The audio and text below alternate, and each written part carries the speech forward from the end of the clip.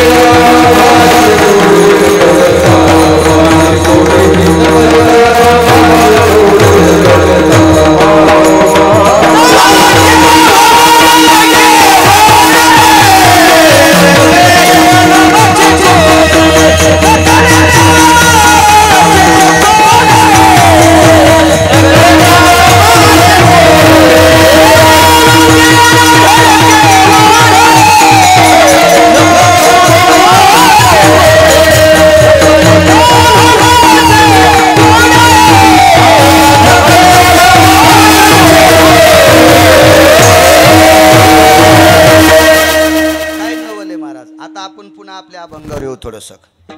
नृग नावाचा राजा होता. या राजानं गायी दान दिल्या. पुराणामध्ये ज्याचं वर्णन आहे, फार मोठा नृग नावाचा राजा. एवढ्या गायी दान दिल्या, इतक्या गायी दान दिल्या. आमचे महाराज कशा गायी दाणून घालते तुमच्या इथं? हा, ज्यायला डॉक्टर कदळलेत, पशुवैद्यकीय अधिकारी कदरला. अशा गायी त्याच्या पोटात पिशव्या प्लॅस्टिकच्या, त्या जणणार नाहीत, वासराला जन्म देणार नाहीत, दुधाचा तर चिलमीत नाही. चिलीम कळती ना? हो, अशा गायी. मी त्याला म्हणलं घेता कस का? संध्याकाळीच गेटला बांधून जाते. आणि पुन्हा सर नाही, मोरखी नाही, काय नाही, येड्या वाकड्या सुतुळीनच. म्हणजे माणसं इतके शहाणेत, कानीत लक्ष्मी जाती म्हणले. म्हणजे दुरी पण देत नाहीत. काय नालायक लोक असते लोक. आणि अशा गायी दान द्यायच्या. नृगराजानं गायी सालंकृत दिल्या. गायीच्या पाठीवर झालर टाकायची. व्यालेली गाय, चांगलं दूध देणारी गाय, दूध काढताना मालकाचे दात पाडीत नाही अशी गाय. अशा गायी दिल्या. आमची इथे एक म्हातारं बिमार पडलं साहेब, तुमच्या दवाखान्यात आलतं ते. पण तुम्ही सांगितलं आता न्यागडे पैशाचा खराबा करू नका ना, आमच्या लोकायला बेजार, सफाई कामगाराला बेजार करू नका. नाही आता पाहुणे रावणे बलवाय, आता लय पुढं गेले. हे कवा याची हवा जाईल काय सांगता येत नाही. तुम्ही परत केलं तरी मरच ना गावात गेल्यावर. नुसतं पाहू लागलं असं टुळू टुळू टुळू टुळू टुळू टुळू. मी गेलो बघायला, मोठ्या घरचं होतं ना ते. गेलो पाहला. बाई लगेच म्हणली, बाई बघितलं का? आव बघा ना, बाळू महाराज आलेत. बाई पडू द्या आता, त्याला काय ऐकू येणं, कानात खोट्या ठोकल्यात यमानं. आणि महाराज नाही, कोणी भूत बी आलं तर ते पाहत नाही. तुम्ही आता गपचिक बसा. बाई बघा ना कसे महाराज तुम्हाला बोलायला आलेत. बोला ना, बोला ना. काय महाराज त्याचा स्वभाव बाई, मंदिरात लाईट एकदाच चमकत होता. दुसऱ्या दिवशी कवाशी लाईट नेत होते महाराज. 20 वर्ष झाला आम्ही लाईट विकत घेतला ना. आणि त्याला भेटायला मी गेलो. महाराज तुम्ही चलता चलता फरचीन पाय घसरला का? ही मंदिरातलीच फरची. काय बाई म्हणलो बाबा, अशी कशाला सांगन, मी सांगायलो मला कळाली ती. गेलोत म्हणले, महाराज बघा ना कसं टुळू टुळू बघायले. इतकी गव्हाची थपी, ज्वारीची थपी, काही खात नाहीत, पेत नाहीत, काय नाहीत. म्हणलं बाई दवाखान्यात हुशे साहेबानं परत केले महाराज, आता काय कुठं न्यावा. गावातल्या डॉक्टरला बलिलं, 5 सलाईन दिले, अंगात थेंब नाही सलाईनाचा गेला. आणि म्हणलं बाटल्या, गादीतच सुई गेली, गादीच फुगली, अंगात थेंब नाही गेला सलाईनाचा. भंगार सांगितल्या बघा न कसे उकळत येत. नाही तर आधी जसे पिराला कापायला न्यायचे असे बसले होते. विठाला विठाला.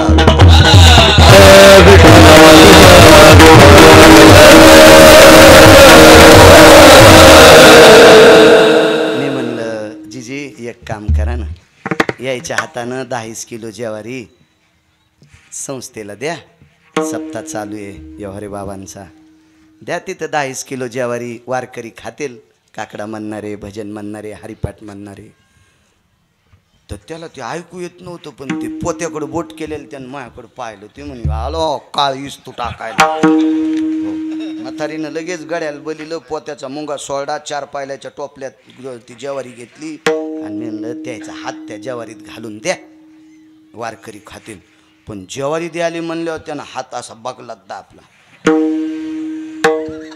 पण त्यानं ज्वारीत नाही घातला. म्हणजे त्याच्या गव्हाला आणि ज्वारीला का किडे लागतच नव्हते. म्हणजे किडे पण नग म्हणत होते त्याची ज्वारी. इतका नालायक होता तो. वारकरी कसे खाते त्याची ज्वारी? देवत म्हणला असं त्याच्या हातात ताकद देऊ द्या आणि जाऊ द्या बगलात. ते म्हणले महाराज बघा ना ज्वारी नग म्हणायले तर असे बोट केले, हप्ताभर पोरं खातेत म्हणे, देऊ नकोस. हो ते मी म्हणलं जीजी एक काम करा, त्याच्या नावाने एखादी गाय द्या. मी अशी बोट मी करायला नव्हते पाहिजे, आता मला काही सुधारलं नाही ना. मी गपचिक म्हणावून एखादी गाय द्यात. म्हणलं जीजी त्याच्या हाताने एखादी गाय द्या. ते म्हणला हे लय मी दुसऱ्याच्या वळाय फोकणार. बायकुल म्हणला मला नी गाईच्या गोठ्या.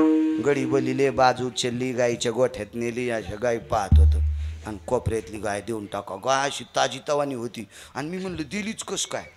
पण त्या गाईची शेपटी काळी झालेली होती शेणानं. काळं शेण आलं की निकाळ्या नावाचा रोग झाला. 3 दिवसात जनावर गायब. इतकं शेतीत निष्ठ होतं ते. आणि मग महाराज बलिलेत. म्हणलं महाराज कोणते? म्हणले मग तुम्हीच आहेत ना आता. मी म्हणलो मला कशाला? नाही घ्या ना, काय होते घ्या. आता मला वाटलं चांगली गाय घ्यावं. मग ती गाय तिला हळीत कुंकू लावलं, हारबीर घातला नागरेश्वर, फोटो गिटो काढले, मला दिली. आणि घरी आल्यावर 3 तासाला गाय मेली. 1600 लागली JCBनं पुरायला. काहीच नाही, 1600 लागले. आणि मी वापस गेलो तर मला पाहून हसू लागलं. म्हणला त्याच्यामुळं तर दिली ती तुला. ते बोललं नाही. पहा का अशा गाई दान दिल्या असत्यात का? ते नरक नावाचा राजा होता. गाई दान दिल्या. आणि गाई दिल्याच्या नंतर वाद झाला महाराज. सर्वांना कथा भाग ज्ञात आहे. गाय सुटून आली. आता गाई हे सांभाळा सांगणं कीर्तनात कोण्या महाराजाला जमतं बरं का, पण गाई सगळ्या महाराजाला बांधता येत नसत्या.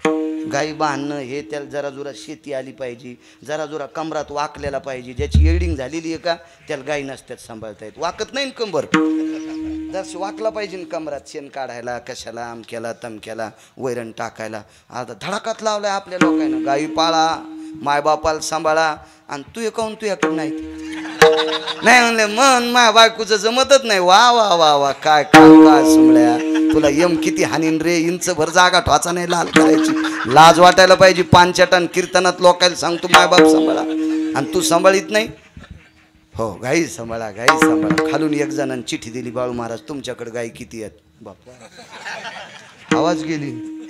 हो कीर्तनात जे विठ्ठलच लगेच. इतकं सोपं आहे. माणसं बावणे झाली. ती आग्या मोळाच्या माश्या आहेत. आता ज्यानं धुपन आणलं त्याला कांदा काढू देतात. आणि जे गण लावून चाललं का त्याला डसत येत. माणसाचं सांगूत नका आता काय करते. इथून पुढे आपल्या लोकांना हिशोबान वागावं लागेल. गेला काळ माणसं ऐकत होते जसं सांगतील तसं. आता नाही. आता वागवतो किती चांगलं, बोलतो किती चांगलं याच्यावर लोकांचं लक्ष आहे. विठाला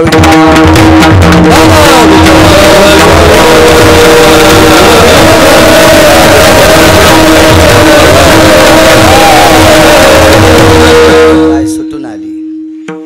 दुसऱ्या दिवशी व्यक्ती गाय पाहत पाहत आली. आणि जनावर हुशार असतं बरं साहेब. तुम्ही कोण्याही बाजारातून बैल घ्या, गाय घ्या, मसड घ्या आणि ती चलत आणा. आणि तुमच्या घरून जर सुटली तर पुन्हा मालकाच्या घरी जाती. टेम्पूत आणल्यावर सुधारायचं नाही, पण चलत आणल्यावर काय घरी जाती. माणसं इतकी येडपट आहेत, जातीत घरी पण उतरल्यावर. जनावर लगेच जातात बरं, हुशार असते. त्याला रस्ता कळवतो. आणि ती गाय पुन्हा जशाल तशी वापस आली. वापस आल्यावर सांगितलं मला गाय पाहिजे. अहो तुम्हाला दिलती ना काय? आली म्हणले तुमच्याकडं. आणि तुम्ही जी मला गाय दिलती का ती समोरच्या महाराजाला दिली. ते महाराज मला गाय देत नाही तर मला गाय तीच पाहिजे. वाद झाला. राजाला शाप प्राप्त झाला. राजा सरडाच्या योनीला गेला. वाटेल ते प्रयत्न केले पण त्या योनीतून मुक्त होता कामा नये.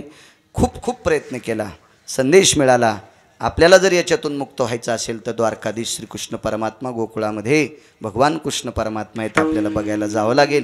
अशा वेळेला एका वनामध्ये मोठा खड्डा आहे. त्या खड्ड्यामध्ये नरग हा सरड्याच्या योनीत पडलेला आहे. आणि तिथं भगवान गाई वासरं वळत होते. गाईची वळती आणण्यासाठी एक गोपाळ गेला. त्यानं खाली पाहिलं तर फार मोठा सरडा होता. त्याचे डोळे वाटीवारीसारखे, अशा गाडीच्या चाकासारखे त्याचे डोळे.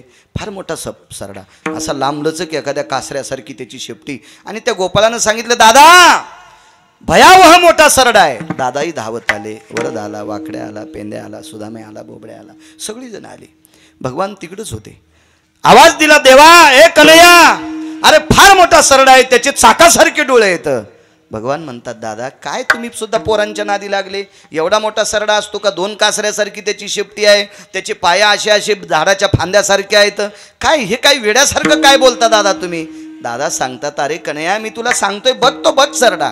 या सगळ्या लोकांकडे सरडा डोळे वटारून म्हणजे सात्विकतेनं पाहत होता पण मोक्ष नाही. ज्यावेळेला भगवान परमात्मा आत डोकावतात एका क्षणात विश्वाच्या मालकाकडे पाहिल्याबरोबर त्या सरड्यातून दिव्य देह असा निघला आणि पार्षदानी विमानात ठेवला. नरग राजा पूर्वपदाला गेला. पाहता श्रीमुख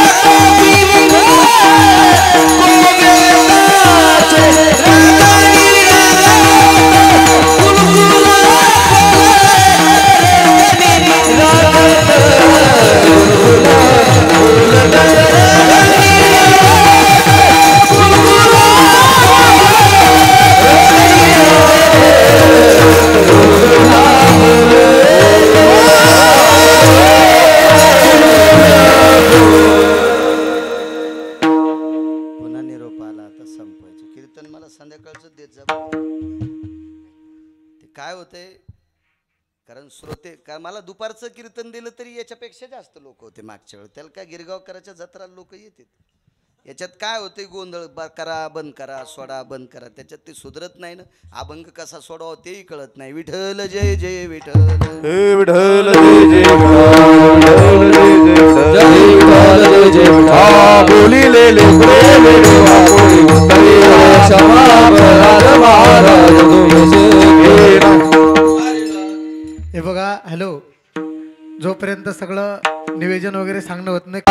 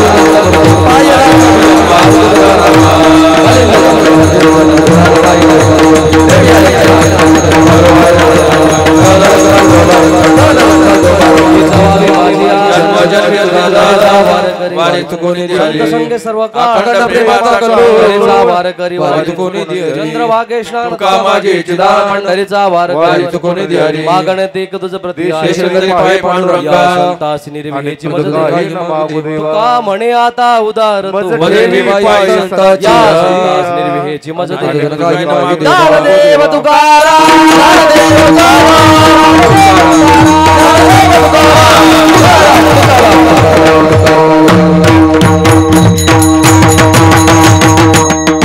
पाहे प्रसादाची वाट घ्यावे दोन्ही आता शेचा घेऊन जाई आधी आपण दादूची सभा तुम्हाला शेचा घेऊन जाई तुम्ही झाले आपण तुका म्हणे चित्त करुणी राहिलो देवा. शेचा घेऊन जाई तुम्ही झाले आपण तुकाराम तुकाराम तुकाराम तुकाराम तुकाराम तुकाराम